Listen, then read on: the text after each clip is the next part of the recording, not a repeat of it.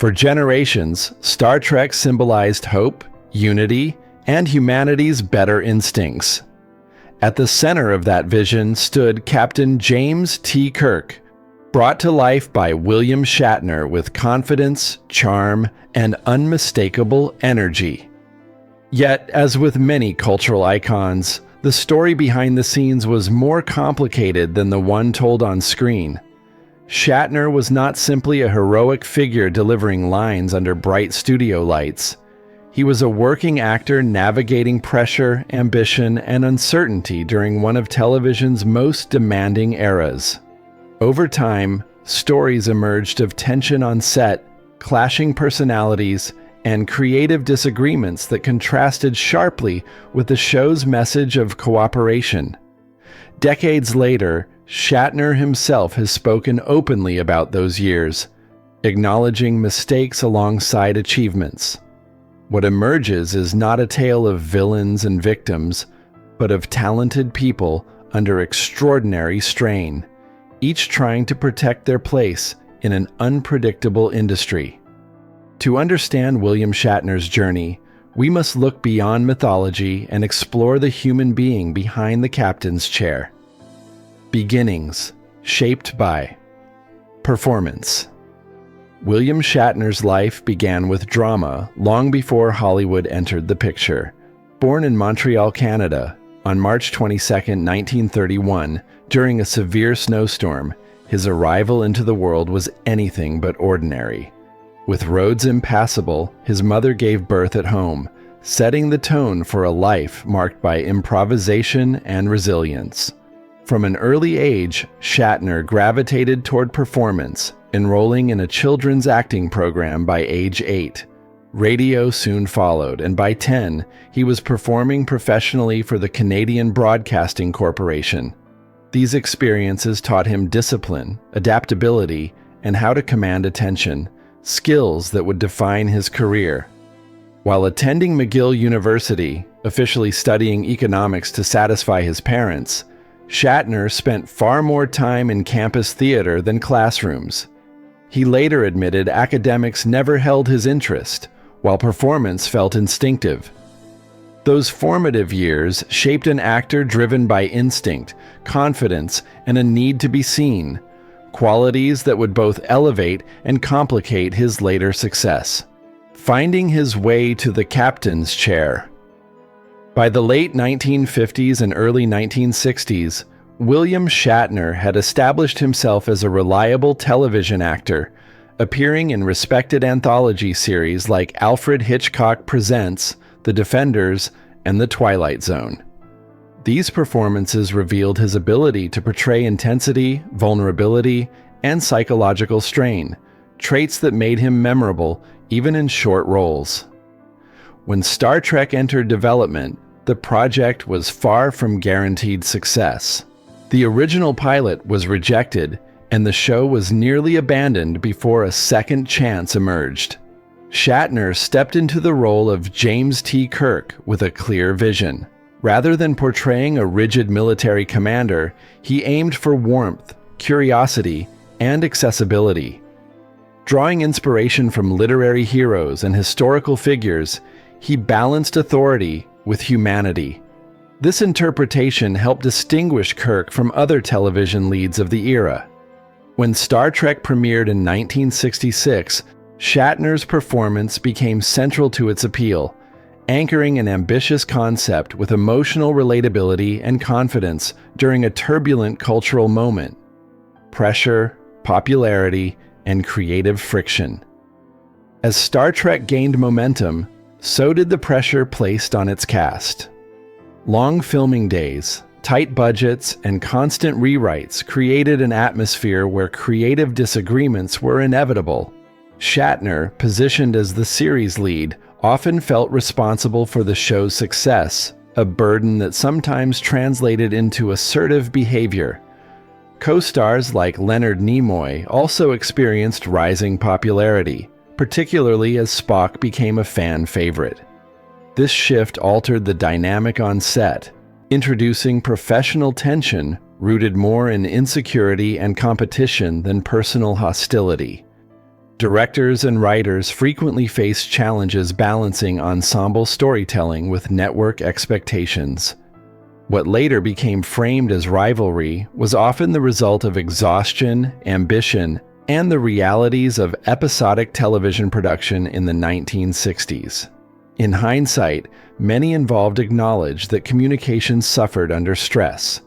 Rather than deliberate sabotage or malice, these moments reflected human reactions to sudden fame and uncertainty.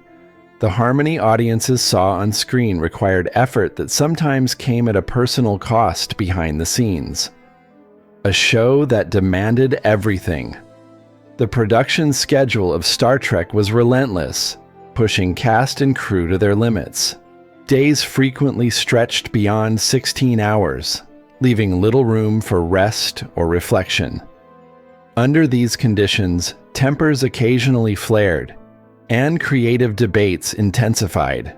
Shatner later admitted that he struggled with the weight of expectations placed upon him, both by the studio and by himself. He felt responsible for maintaining the show's momentum while also protecting his career in an industry known for moving on quickly. This internal pressure sometimes manifested as impatience or defensiveness, traits that colleagues interpreted differently depending on perspective. Even groundbreaking moments, such as scenes that challenged social norms, came with intense scrutiny and debate. These decisions were not taken lightly, and fears about public reaction were common across television at the time.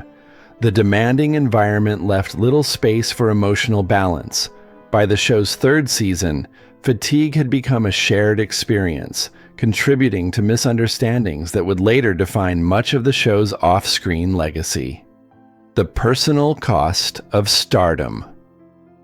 While Star Trek elevated William Shatner professionally, it quietly eroded his personal life. Married with 3 young daughters, he found himself absent more often than present. Early mornings, late nights, and weekend shoots made family routines nearly impossible. Shatner later reflected with regret on missed birthdays, school events, and holidays, moments that could never be reclaimed. His marriage strained under the weight of distance and exhaustion, ultimately ending shortly after the show's cancellation. At the same time, Star Trek's sudden end left Shatner facing professional uncertainty and financial stress. Typecasting limited opportunities, and work became sporadic.